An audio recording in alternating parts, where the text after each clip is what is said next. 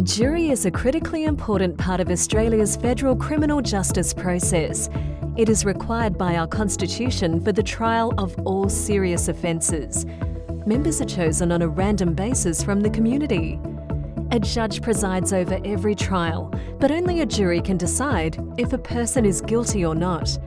Jurors are not expected to be experts on the law or any specialist topic.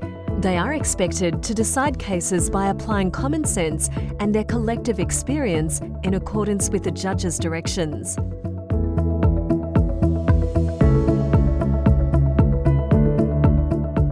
Anyone who can vote in a federal election can serve on a federal court jury, but some are exempt. Reasons include their profession or if they have a criminal record. Prospective jurors are sent a questionnaire that must be completed and returned. They may subsequently receive a summons to attend court. It is an offence not to complete and return the questionnaire or fail to attend court. However, prospective jurors can ask to be excused when they receive the questionnaire, the summons, or when attending court. Reasons to be excused may include a person's health, insufficient understanding of English, or potential hardship for themselves or another person. By law, employers must allow their employees to attend court for jury selection and to serve on a jury if chosen. An employee only has to provide their employer with evidence that they've been summoned.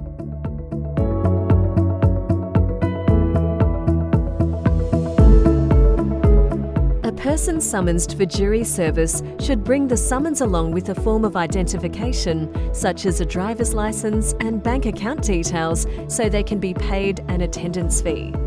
Signs in the court building will direct potential jurors where to go, and court officers will be there to assist. A ballot is conducted to randomly choose a jury panel.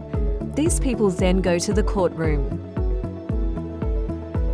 They need to take all possessions and turn phones and other electronic devices to silent, or if instructed by the jury officer, to off. The judge then describes the case, naming the accused, expected length of trial, the nature of the crime, and names of witnesses. The judge will then invite any of the panel members to apply to be excused. Reasons include knowing someone in the courtroom involved in the trial, knowing something about the trial itself, if the subject matter may cause discomfort, and, as mentioned, health reasons, insufficient understanding of English, or financial hardship. The prosecution or the defence may object to having a particular person on the jury and do not have to explain why. Once selected, jury members have to take an oath or an affirmation that they will faithfully carry out the task. They will then be seated in the jury box.